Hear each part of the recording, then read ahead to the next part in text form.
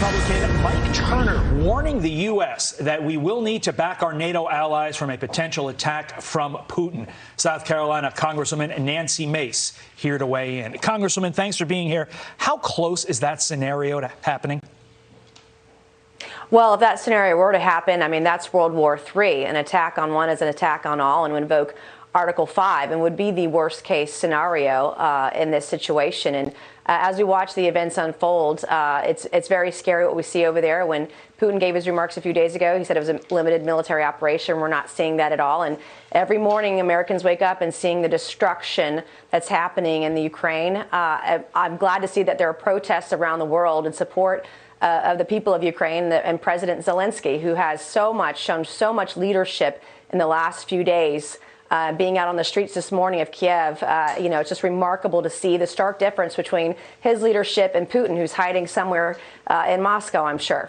This Zelensky guy's got guts, without a doubt. Your colleague, Representative Turner, issued this statement, quote, "This is a time where we need to stand up, show strength, make certain that we put Putin back in his box and help stop this aggressiveness." But Congresswoman, I'm just looking at the response by the Biden administration so far. Shouldn't we have provided way more in lethal aid to the Ukrainians weeks, months, if not years ago, and going forward?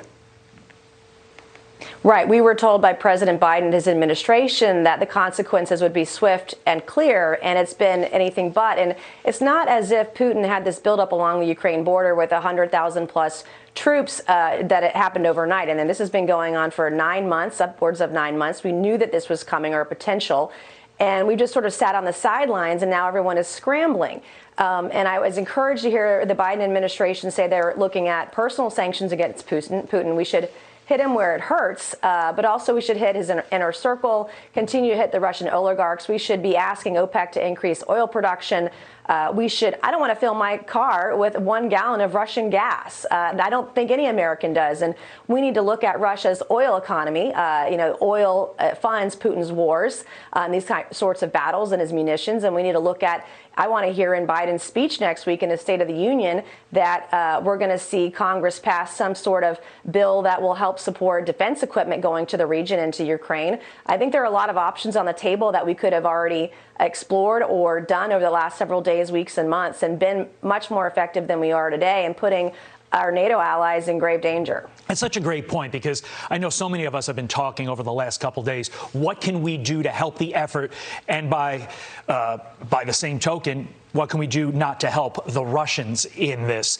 Let's get back to the sanction. We haven't yet really come down full-throatedly on Vladimir Putin himself. We also haven't forced him out of the SWIFT banking system. Does that make any sense to you? Absolutely. I mean, we have to hit Putin where it hurts, which is his wallet. He's supposedly one of the richest leaders in the world.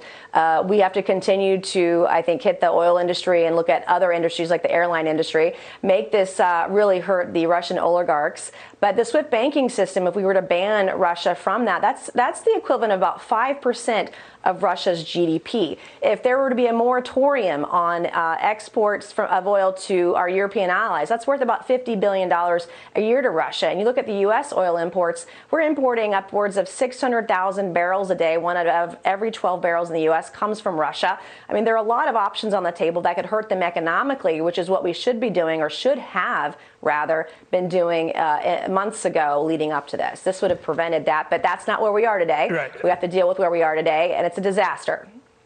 Congresswoman Nancy Mace.